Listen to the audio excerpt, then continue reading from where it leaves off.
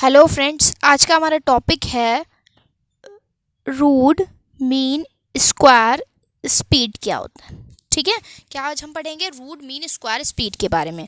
ठीक है, तो चलिए जानते हैं रूट मीन स्क्वायर स्पीड क्या है।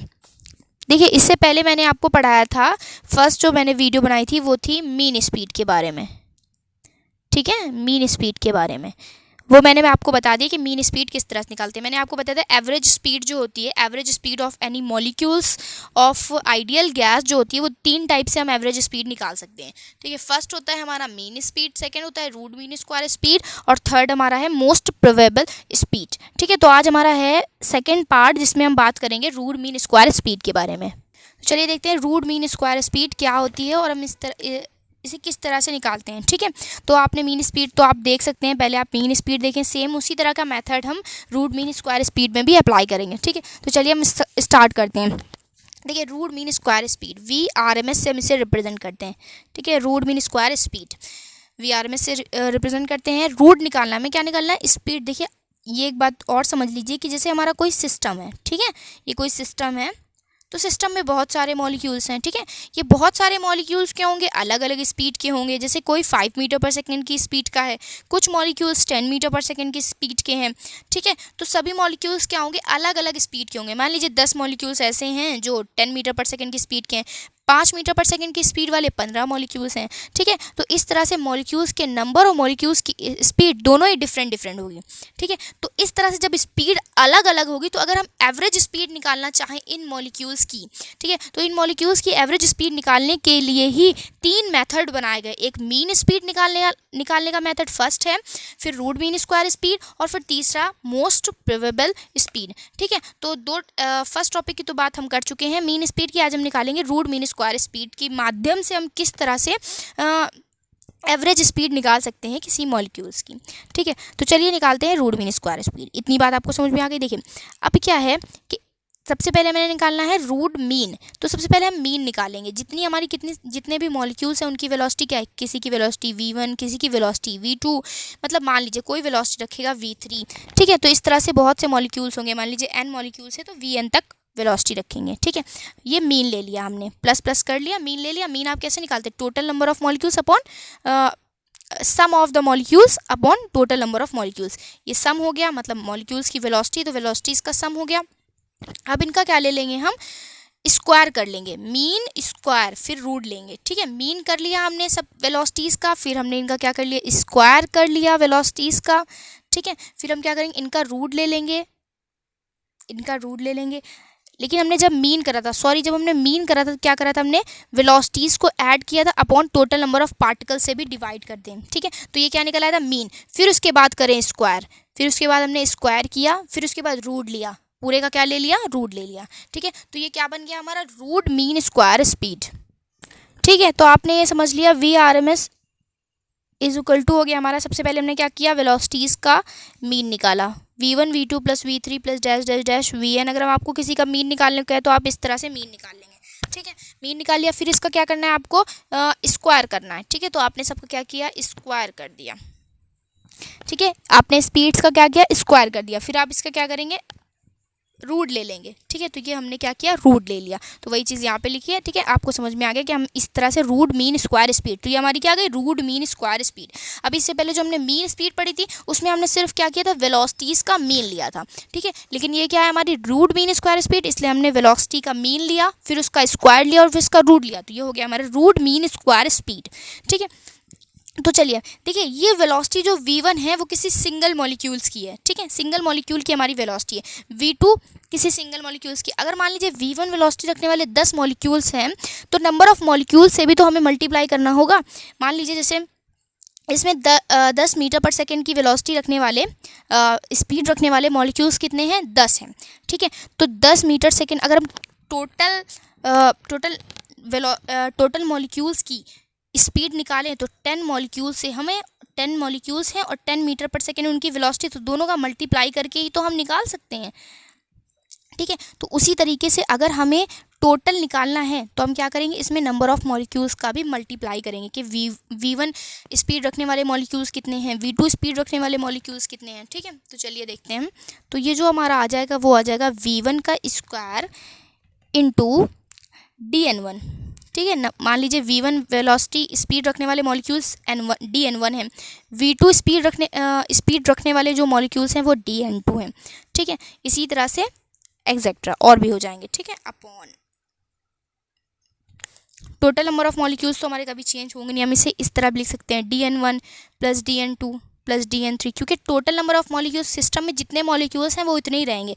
ये हो सकता है कि 10 मीटर पर सेकेंड वाले 10 मॉलिक्यूल हो और 5 मीटर पर सेकेंड वाले 15 मॉलिक्यूल हो, या 10 हो या 5 हो, कितने भी हो सकते हैं, बट जो टोटल नंबर ऑफ मॉलिक्यूल्स होंगे सिस्टम के अंदर वो हमेशा क्या होंगे, सेम होंगे, ठीक है। तो इसे हम लिख सकते हैं total number of molecule is equal to n, ठीक है।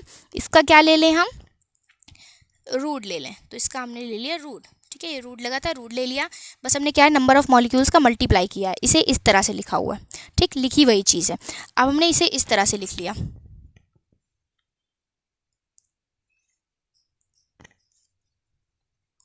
हमने जब इसे इस तरह से लिख लिया तो देखिए अब हम इसे क्या कर सकते हैं, ठीक है। तो ये आ गया हमारा इतना, ठीक है, VRMS स्पीड। अगर आपको नोट्स तैयार करने हैं तो आप यहाँ से लिखना स्टार्ट कर सकते हैं, यहाँ से, यहाँ पे लिखें, हेडिंग डालें root mean square, it is defined as, comma लगाएं, फिर यहाँ से लिखना स्टार्ट कर सकते हैं, ठीक है। ये वाली फर्स्ट इक्वेशन फर्स्ट लाइन होगी और ये सेकंड, ठीक है। तो ये हमारा आ गया इतना। अब हम क्या करेंगे, इसे हम इस फॉर्म में भी लिख सकते हैं, देखिए ये dn1 plus dn2 plus dn3 है, तो ये टोटल नंबर ऑफ मॉलिक्यूल्स हैं, ठीक है। अगर हम इसका इंटीग्रेशन कर दें तो देखिए क्या होगा, अगर हमने इसका इंटीग्रेशन करा तो मान लीजिए टोटल नंबर ऑफ मॉलिक्यूल्स तो कांस्टेंट है, तो इंटीग्रेशन के बाहर आ जाएगा, ठीक है, इंटीग्रेशन। अब देखिए स्पीड कहाँ से कहाँ तक जा सकती है, 1 2 3 4, मतलब मान लीजिए जीरो से मतलब मॉलिक्यूल्स जो है हमारे उनकी स्पीड जीरो भी हो सकती है और जीरो से इनफिनाइट तक कहीं तक भी जा सकती है, ठीक है। तो मान लीजिए कहाँ तक जा रही, इनफिनाइट तक जा रही, ठीक। तो लिमिट हो जाएगी हमारी 0 टू इनफिनाइट, ठीक है। इसे हम लिख सकते हैं v स्क्वायर dn, इसे आप v1 v2 v3 vn तक लिख सकते हैं, जहाँ तक भी जाए इनफिनाइट तक, dn1 dn2 dn3, इसलिए dn लिख दिया मैंने, ठीक है। तो ये हो जाएगा हमारा v स्क्वायर इंटू dn। इसे मान लेंगे हम इक्वेशन नंबर फर्स्ट, ठीक है। मीन स्पीड भी सेम मैंने ऐसे ही बताया था, बस उसमें मीन लिया गया था और फिर क्या था, यहाँ पे सिर्फ v इंटू dn आया था, क्योंकि इसमें स्क्वायर नहीं लिया गया था स्पीड का, ठीक है। तो इसमें स्क्वायर लिया गया, इसलिए हमारा आया v स्क्वायर इंटू dn। इसे हमने क्या मान लिया, इक्वेशन नंबर फर्स्ट मान लिया, ठीक है। देखिए और ये जो पहले ये हमारा 1/2 था, हमने इसको इधर कर लिया, इधर आ गया ये, तो क्या बन गया, स्क्वायर बन गया, ठीक है। तो इसे पहले ही मतलब इंटीग्रेशन करने से पहले हमने 1/2 को इधर ले आया, तो ये VRMS का स्क्वायर बन गया इज इक्वल टू, फिर इतने पोर्शन का हमने क्या किया, इंटीग्रेशन करा, तो ये टोटल पार्ट हमारा ये कांस्टेंट है इसलिए बाहर निकल आया। v1 का स्क्वायर dn1, v2 का स्क्वायर dn2, तो इसने हमने लिख दिया v square into dn, integration लगा के 0 से अनंत, ठीक है। इसे हमने मान लिया इक्वेशन नंबर फर्स्ट, ठीक है। तो चलिए अब हम आगे चलते हैं। According to the Maxwell Boltzmann distribution law, इसके बाद according to the Maxwell Boltzmann distribution law of speed, ये मैंने जब आपको पढ़ाया था Maxwell Boltzmann distribution law of speed, तो मैंने आपको बताया था dn की वैल्यू, मतलब मैक्सवेल और बोल्ट्जमैन ने नंबर ऑफ मॉलिक्यूल्स के लिए एक फॉर्मूला दिया था जो क्या था, 4πNA³। सेम यही मेथड मैंने मीन स्पीड में बताया, तो आप देखेंगे आपको और क्लियर हो जाएगा। 4πNA³ into e⁻ BV² into v² into dv, ठीक है। ये मैंने आपको फॉर्मूला बताया था, ये मैक्सवेल और बोल्ट्जमैन ने फॉर्मूला दिया था, ठीक है। तो नंबर ऑफ मॉलिक्यूल्स इतने होते हैं। अगर हम इन नंबर ऑफ मॉलिक्यूल्स की वैल्यू इक्वेशन नंबर फर्स्ट में पुट करते हैं dn की जगह पे, तो देखिए क्या आएगा, VRMS का square is equal to 1/n, ऐसे ही रहा, इंटीग्रेशन 0 टू अनंत, v² ऐसे ही रहा, इंटू dn की वैल्यू रख लें 4πNA³ into e⁻ BV² into v² into dv, ठीक है। मान लीजिए आपने क्या है वैल्यू रख ली। अब देखिए 4πNA³ तो हमारा कांस्टेंट है, ये हमारा बाहर निकल आएगा, ठीक है। और n से n कट भी जाएगा तो क्या बचेगा, केवल 4πA³ इंटीग्रेशन 0 टू अनंत, ये हो जाएगा e⁻ BV² into v² into v² into dv, ठीक। एक ये v² है, एक ये v² है, तो v² into v² into dv। चलिए अब हमें क्या है, इसको सॉल्व करना होगा, ठीक है। इसको सॉल्व करना है अगर हमें, तो हम देखिए क्या करेंगे। मान लीजिए हमने BV² को लेट कर लिया t, ठीक है। अब हम इसका क्या करेंगे, डिफ्रेंशिएशन करेंगे, तो आ जाएगा 2BV into dv is equal to dt, ठीक है। ठीक है, तो ये आ जाएगा 2bv dv is equal to dt। अगर हम इसमें से dv की वैल्यू निकाल लें, dv इज इक्वल टू क्या हो जाएगा dt अपॉन, क्योंकि हमें यहाँ पे पुट करना है dv की वैल्यू, क्योंकि हमें जब हम इसे t लेट कर लेंगे तो हमारी जो इंटीग्रेशन होगा वो भी t के रिस्पेक्ट में ही होगा। तो dv इज इक्वल टू आ जाएगा dt अपॉन 2bv। यहाँ पे हमें ज़रूरत पड़ेगी v स्क्वायर की वैल्यू, मतलब v की वैल्यू पुट करने की, तो यहाँ से हम v की वैल्यू भी निकाल लेते हैं। ठीक है, एक तो ये dv की वैल्यू आ गई हमारी, v इज इक्वल टू हमारा आ जाएगा dt। ठीक है, तो हम क्या करेंगे, v की वैल्यू भी निकाल लेते हैं यहाँ से, v की वैल्यू हम यहाँ से निकाल सकते हैं। v इज इक्वल टू क्या आ जाएगा t upon b, v square is equal to आ जाएगा t अपॉन b। तो v इज इक्वल टू कितना हो जाएगा, under root t upon b। ठीक है, तो ये आ गई हमारी v की वैल्यू, जिसका हमें यूज़ होगा dv और v की वैल्यू हमें पुट करनी होगी, इसलिए हमने निकाल ली। ठीक, अभी तो आपने लेट कर लिया bv square is equal to t। अब देखिए लिमिट भी चेंज हो जाएगी, क्योंकि t के पदों में आ गई हमारी, जो हमारे वेरिएबल्स हैं वो किन के पदों में आ गए, t के पदों में आ गया, अभी v के फॉर्म में थे। ठीक है, तो देखिए लिमिट भी चेंज करनी पड़ेगी। जब t की लिमिट कितनी थी, सॉरी जब v की लिमिट कितनी थी, 0। ठीक है, तो अब देखिए t की लिमिट निकालते हैं। v इज इक्वल टू क्या रखा, 0, ये 0 रख देंगे तो t बराबर भी क्या आ जाएगा, 0। अगर v बराबर था अनंत, तो अगर हम t की लिमिट निकालें तो अनंत रखेंगे अगर यहाँ, तो ये पूरा टोटल अनंत आ जाएगा, तो t इज इक्वल टू अनंत। तो लिमिट में कोई चेंजमेंट नहीं हुआ, 0 से अनंत थी, 0 से अनंत ही रही। ठीक है, तो लिमिट में हमारे कोई भी चेंजमेंट नहीं हुआ, तो लिमिट वही रहेगी। तो आपने ये देख लिया, तो चलिए देखते हैं अब हम यहाँ पे पुट करेंगे वैल्यू। अगर हम यहाँ देखें, आप इसे नीचे लिखिएगा। देखिए हमने यहाँ पे समझाने के लिए बता रहे हैं आपको, ये देखिए 4 पाई a क्यूब आपने ऐसे ही रहने दिया, लिमिट लगाई 0 से अनंत, वही रहेगी लिमिट हमारी। ठीक है, तो चलिए देखिए लिमिट वही रहेगी, e की पावर माइनस bv स्क्वायर को हमने लेट किया था t, तो यहाँ पे आ गया t। ठीक है, इंटू v स्क्वायर मतलब v की पावर 4, तो v की पावर 4, v की वैल्यू कितनी थी हमारी, v की जो वैल्यू थी या v स्क्वायर की जो वैल्यू थी वो थी t अपॉन b। तो v की पावर 4 की वैल्यू कितनी हो जाएगी हमारी, t अपॉन b का होल स्क्वायर। ठीक है, v की पावर 4 की वैल्यू हमारी कितनी हो जाएगी, t अपॉन b का होल स्क्वायर हो जाएगी। तो हमने रख दी ये v की पावर 4 की वैल्यू टोटल। अब ये dv की वैल्यू भी हमें लिखनी पड़ेगी, क्योंकि dt के फॉर्म में लाना है हमें अपने इंटीग्रेशन को। तो आ जाएगी dv की वैल्यू dt अपॉन 2bv, इसीलिए मैंने सारी चीज़ें क्या थी पहले ही निकाल ली थी। ठीक है, क्या आ गया हमारा dt अपॉन 2bv। तो ये हमारा निकल आया 4 pi a cube integration 0 to अनंत की power minus t upon b का whole square into dt upon 2bv। अब देखिए इसमें कांस्टेंट क्या है, b स्क्वायर यहाँ का कांस्टेंट है और 2bv यहाँ का कांस्टेंट है, बाहर निकाल लीजिए इसे। 4 pi a cube upon 2b cube, देखिए एक b ये और 2b ये। ठीक है, तो 2b क्यूब हो गया। अब अंदर क्या बचा, 0 से अनंत e की power minus t square into dt, तो हमारा आ जाएगा ये। ठीक है, dt अपॉन v, देखिए यहाँ का v बचा हुआ है, लेकिन हमारा ये क्या इक्वेशन जो है वो t के फॉर्म में है, अभी हमारी v के फॉर्म में तो हमें इंटीग्रेशन करना नहीं है।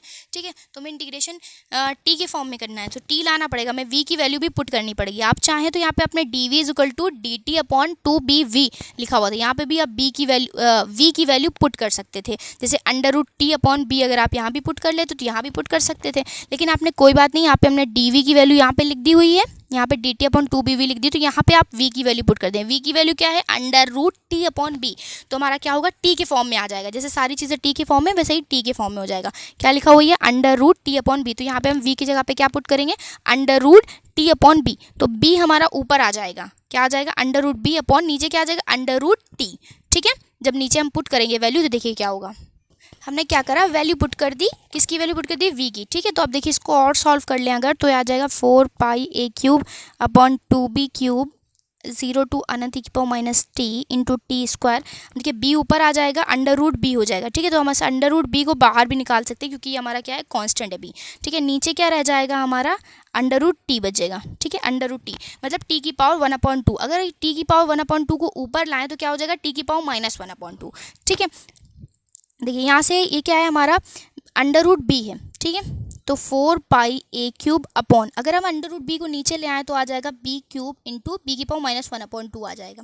ठीक है, 0 टू अनंत e की power minus t square into ये अंडर रूट t आप ऊपर ले जाएं, अंडर रूट b नीचे और अंडर रूट t ऊपर ले जाएं, t की पावर माइनस 1/2 हो जाएगा इंटू dt। ठीक है, अब देखिए अब इसे ज़रा सॉल्व कर लें, 4 pi a cube upon 2 B cube B की पावर 3 और ये -1/2, बेस सेम है, पावर क्या हो जाएंगी, ऐड हो जाएंगी, तो ये आ जाएगा बी की पावर 3 - 1/2। ठीक है, तो 0 टू अनंत ई की पावर माइनस टी, ये देखिए बेस सेम है तो क्या हो जाएंगी, पावर्स हमारी ऐड हो जाएंगी। ठीक है, ई की पावर माइनस टी की पावर इंटू टी की पावर 2 - 1/2 इंटू डी टी।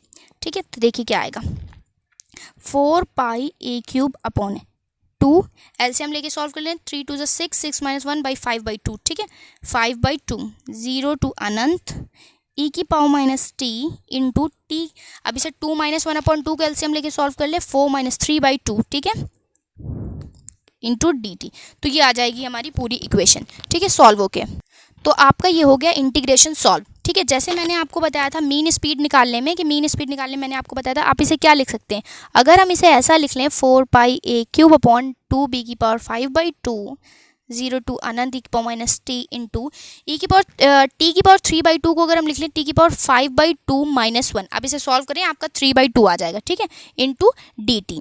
ठीक है, अगर आपने मान लीजिए ऐसे लिख लिया टी को, ठीक है, तो आपने एक फॉर्मूला पढ़ा हुआ है, gamma n is equal to 0 to अनंत ई की पावर माइनस एक्स की power n - 1 into d x. ठीक है, ये आपने फॉर्मूला पढ़ा हुआ है पार्ट 1 में। ठीक है, बीएससी पार्ट 1 में पढ़ा हुआ है, तो इसके अकॉर्डिंग देखिए, इस फॉर्मूले के अकॉर्डिंग आपका ये कैसे सॉल्व होगा। देखिए, ई की पावर माइनस एक्स की पावर n - 1, देखिए यहाँ पे 3/2 था, इसलिए हमने ऐसा क्यों किया, क्योंकि हमने क्या किया, n - 1 बनाना था। ठीक है, तो ये किसकी वैल्यू हो गई, ये वैल्यू हो गई हमारी n की, तो n - 1 into D T into d x. ठीक है, तो ये फॉर्मूला बन गया, तो हम इसे क्या लिख सकते हैं, गामा n लिख सकते हैं। n की वैल्यू कितनी है, 5/2। ठीक है, तो चलिए वैल्यू पुट कर देते हैं,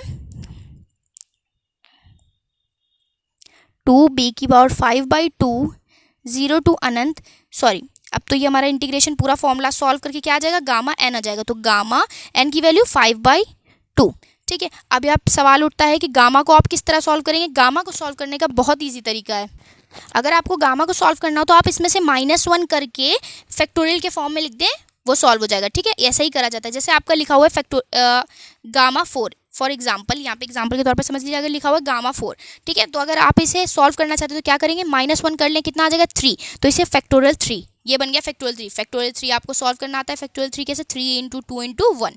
ठीक है, उसी तरह से अगर लिखा हुआ है हमारा, सॉरी, अगर लिखा हुआ है गामा 4 और आपको इसको सॉल्व करना है, तो आप लिखेंगे कि इसमें से -1 कर दें, क्या हो जाएगा 3, तो इसे लिख देंगे फैक्टोरियल 3, और फैक्टोरियल 3 को आप सॉल्व कर ले। जैसे लिखा हुआ है गामा 10 को आप सॉल्व करें, गामा 10 को अगर आपको सॉल्व करना है तो आप इसमें से 10 - 1 9 हो जाएगा, तो इसे लिख दे फैक्टोरियल 9, और फैक्टोरियल 9 को फिर सॉल्व करें 9 × 8 × 7 × एंड 1 तक। ठीक है, तो इस तरह से फैक्टोरियल तो आप सॉल्व कर ही सकते हैं। ठीक है, तो ये गामा को इस तरह से सॉल्व किया जा सकता है। चलिए, तो ये क्या लिखा हुआ है 5/2, तो इसमें से -1 करिए ज़रा, 5/2 -1 करेंगे तो आ जाएगा 3/2। ठीक है, तो आ जाएगा क्या 3/2, तो ये हो जाएगा हमारा 5/2। गामा 5/2 को हम क्या लिख सकते हैं, ये ऐसे ही उतार लीजिए, 2 बी की पावर 5/2 इंटू ये गामा 5/2 को हम लिख सकते हैं फैक्टोरियल 3/2। ठीक है, -1 करके हमने फैक्टोरियल के फॉर्म में लिख दिया। अब फैक्टोरियल को आपको सॉल्व करना आता ही है, 4 पाई ए क्यूब अपॉन 2 बी की पावर 5/2। तो आपने फैक्टोरियल को सॉल्व किया तो किस तरह से, -1 करके निकालते हैं फैक्टोरियल भी हम लोग, ये आ जाएगा 3/2 जो लिखा हुआ इंटू -1 कर दें, क्या बचेगा फैक्टोरियल के अंदर, 1/2 बचेगा। ठीक है, फैक्टोरियल के अंदर, और फैक्टोरियल 1/2 की वैल्यू कितनी होती है, इसे सॉल्व करेंगे तो आप आएगा 4 पाई ए क्यूब अपॉन 2 बी की पावर 5/2 इंटू 3/2, फिर ये आ जाएगा 1/2, और फैक्टोरियल के अंदर फिर बचेगा 1/2, तो फैक्टोरियल 1/2 की वैल्यू कितनी होती है, √π। ठीक है, तो आपने ये पूरा फैक्टोरियल 3/2 को सॉल्व किया तो आया 3/2 इंटू 1/2, और फैक्टोरियल 1/2 की वैल्यू पाई, तो आप यहाँ पे लिख लें इंटू 3/4 इंटू √π, ये फैक्टोरियल 1/2 की वैल्यू √π। तो आपने फैक्टोरियल 3/2 को सॉल्व किया तो ये आ गया हमारा। ठीक है, तो देखिए 4 से 4 कैंसिल हो जाएगा, तो ये आ जाएगा 3/2 ओनली बचेगा। ठीक है, तो देखिए क्या बचेगा, तो हमारी रूट मीन स्क्वायर स्पीड आ गई इतनी। ठीक है, जब हमने काट दिया तो 3 pi A cube √π upon 2 B की पावर 5/2। ठीक है, तो VRMS स्पीड का स्क्वायर इज इक्वल टू इतना आ गया, ये हमारा एक फॉर्मूला हो गया। ठीक है, अगर हम यहाँ पे ए की वैल्यू पुट कर दें, मैंने आपको बताया था यहाँ पे ए और बी हमारे कांस्टेंट है, तो हम अगर ए की वैल्यू पुट कर दें तो देखिए ए की वैल्यू क्या होती है, √b अपॉन पाई। ठीक है, तो ये हमारी होती है ए की वैल्यू। अगर हम ए की वैल्यू पुट करें तो चलिए देखते हैं क्या आता है। रूट मीन स्क्वायर स्पीड का square is equal to 3 pi A cube, sorry A cube की तो मैं वैल्यू पुट करनी है, तो ए क्यूब की वैल्यू हो जाएगी under root b upon pi का whole cube, under root pi upon 2b की पावर 5/2। ठीक है, तो ये हमने पुट कर दिया ए की वैल्यू। अब देखिए 3 पाई, ये 1/2 है इसकी पावर, और ये 3, तो 3 और 1/2 का मल्टीप्लाई हो जाएगा तो आ जाएगा 3/2। पाई b अपॉन पाई की पावर हो जाएगी 3/2, under root pi upon 2b की पावर 5/2। अब देखिए जिनके बेस सेम हो पावर्स भी ऐड कर सकते हैं हम। देखिए यहाँ पे देख लें, देखिए 3, देखिए पाई है इंटू अंडर रूट पाई है, मतलब पाई की पावर माइनस 1/2, और ये क्या है पाई की पावर 3/2 नीचे है, मगर ये ऊपर आएगा तो क्या हो जाएगा इंटू पाई की पावर -3/2। ठीक है, ये क्या लिखा हुआ बी की पावर 3/2, तो इसको हमने बी की पावर 3/2 ऐसे ही रहने दिया अपॉन, ठीक है, 2b की पावर 5/2। अभी हम b को नहीं सॉल्व करेंगे, ठीक है, 5/2। अभी हम पाई को सॉल्व कर लेंगे क्योंकि पाई ही हमारे पास काफ़ी सारे हैं। देखिए बेस सेम, हमारी पावर्स क्या हो जाएंगी ऐड हो जाएंगी, इसके ऊपर कुछ नहीं मतलब 1 है पावर। ठीक है, तो 3 पाई की पावर क्या हो जाएगा 1 + 1/2 माइनस का है 3/2। ठीक है, तो ये पाई की पावर हो गई इतनी, इंटू बी की पावर 3/2, बी की पावर इसके नीचे 3/2 लिखा, बी की पावर 3/2। ठीक है, ये ऊपर आ जाएगा इंटू में, तो बी की पावर हो जाएगा -5/2।